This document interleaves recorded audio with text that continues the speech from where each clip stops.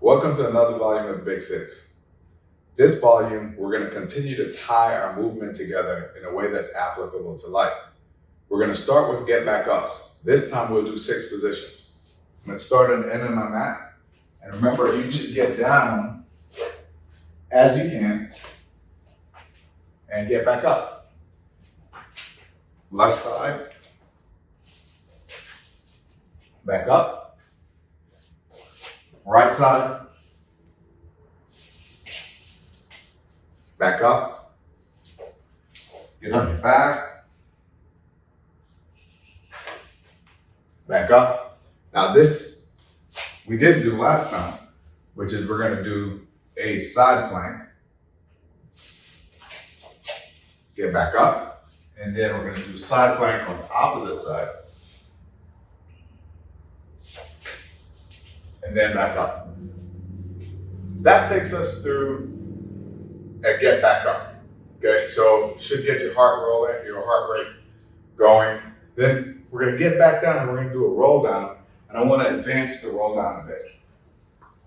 So if this was easy and this was easy, we're gonna go to this position. All right, so legs out straight. And again, you can sit on something or bend your knees if that is easier. And we're gonna roll back through the pelvis.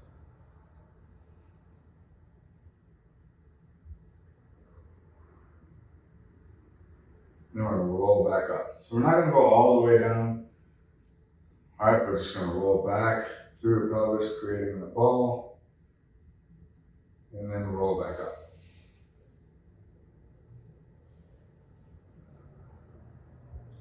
And so what I'm trying to do is not only work on core stability, all right, but really I'm trying to unlock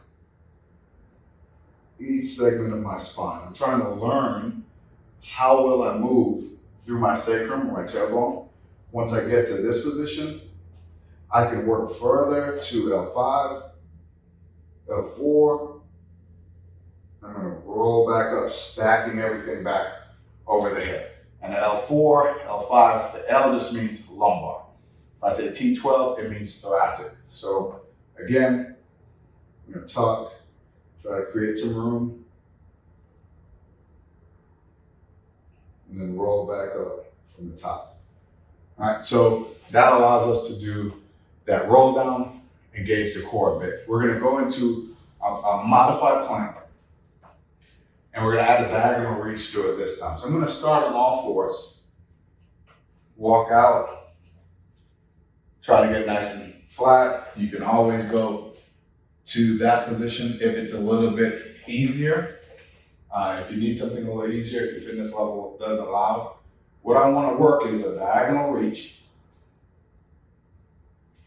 All right, so we get some great, really good core engagement, and you're trying not to move too much laterally. If you need a break, you walk back to your all fours position. Then you're gonna keep there, okay? So if you can do between 8 and 10, or again, if you can do 5 or 4, or 1, a really good one, that's perfect. Now we're gonna switch positions and we're gonna go to a back plank. We're gonna progress into this. So last time we did a little bit of a hip hover. What we're gonna do here, I'm gonna push up, hover my hip, but I'm gonna press up and then back down. So again, hover the hip, I'm gonna press the hip up to the ceiling. I'm trying to create a little bit of a table, okay? So I've got kind of tight hip flexors, all right? If you have really tight biceps, that'll be a little bit challenging, so you can work on your arm position. So I can go more here, which will decrease some of the tightness in my bicep. The more I rotate my palms, the more of a challenge I'm gonna get through the anterior part of the shoulder joint. If you wanted to do this where you came up, work one hand, then the next, and back down, that'll be a progression for you. A regression, maybe just to come up halfway and back down. And what you'll do is you kind of work through that sequence. Now, we're gonna do a half kneeling. I'm gonna turn the face to you. I've got my towel here. Probably should have told you you could use a towel to begin. But we're gonna do half kneeling rotation, but we're gonna use a towel which is gonna engage the backside of our spine, okay? So I'm gonna go here, grab each end of my towel, or somewhere where I've got enough play. I'm gonna pull apart for that rotation. I'm gonna rotate, press out, pull back, rotate, press out, pull back. And I'm maintaining tension on the towel. So I'm gonna pull the towel apart, rotate. Notice I'm not letting the knee drive out or drive in. So pulling apart, creating tension, and back, and back. And again, run through a series of 8, series of 6, series of 10, series of 12. Same deal here, pull apart. I'm not yanking my shoulder blades up to my ear, pull apart, rotate, press, come back, press, come back, press, come back, press, come back. You can take a rest after each one, or you can just kind of continue going through the sequence. Put my towel on because I'm not going to necessarily need it anymore. This time, let's go into a Panther Walk sequence. We're going to use the confines or the margins of the mat. If you're at home, you can just kind of trace out a distance. It doesn't really matter how far you go. What's going to matter is that you can maintain the position. Now, call these Panther Walks. So I'm going to hover my knees. All right, so I'm going to go to the end of the mat. Then I'm going to go backwards to the back end of the mat. If that's too challenging, then simply you can crawl forward, then crawl backwards. I kind of like to progress these. Okay, so if crawling with your knees down is your regression, here's a cool progression. Pick the knees up, crawl forward, crawl back.